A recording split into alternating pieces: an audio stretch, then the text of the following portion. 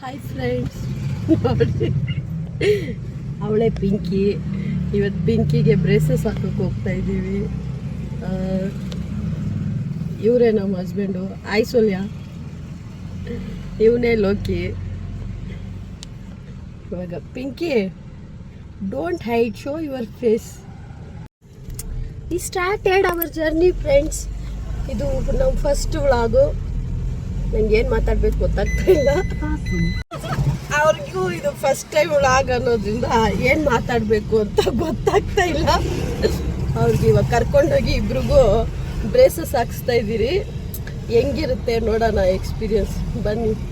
So ಜಿತಲ್, Pinky, how you are feeling now? ಏನು ಅನ್ನಿಸ್ತಾ ಇದೆ? ಮಾತಾಡಿ.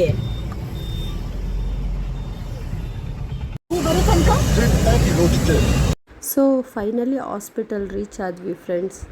ಜೀತಲ್, ಪಿಂಕಿ ತುಂಬ ಟೆನ್ಷನ್ ಆಗಿದ್ದರು.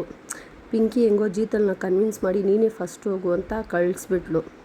ಸೊ ಆ್ಯಕ್ಚುಲಿ ಇವತ್ತು ಡಾಕ್ಟರು ಬ್ರೇಸಸ್ ಹಾಕಿಲ್ಲ, ಟೂತೆಲ್ಲ ಕ್ಲೀನಿಂಗ್ ಮಾಡಿ ಟೂತ್ ರಿಂಗ್ ಹಾಕಿ ಕಳಿಸಿದ್ದಾರೆ. ಸೊ ತಿರ್ಗಾ 2 ಡೇಸ್ ಬಿಟ್ಟು ಹೋಗಬೇಕು. ಬರಬೇಕಂದ್ರೆ ಮಕ್ಕಳಿಗೆ ತುಂಬ ಹೊಟ್ಟೆ ಹಸಿತಾಯಿತ್ತು. ಆನ್ ದ ವೇನೇ ಹೋಟೆಲ್ಗೆ ಹೋಗಿ ಚೆನ್ನಾಗಿ ತಿಂದ್ವಿ. ಆಮೇಲೆ ಐಸ್ ಕ್ರೀಮ್ ಬೇಕು ಅಂದರು, ಐಸ್ ಕ್ರೀಮ್ ಕೊಡಿಸಿದ್ವಿ. ಕರೆಕ್ಟಾಗಿ ಹೋಟೆಲಿಂದ ಹೊರಗಡೆ ಬರಬೇಕಂದ್ರೆ ಮಳೆ ಬಂತು. ಕ್ಲೈಮೇಟ್ ತುಂಬ ಚೆನ್ನಾಗಿತ್ತು.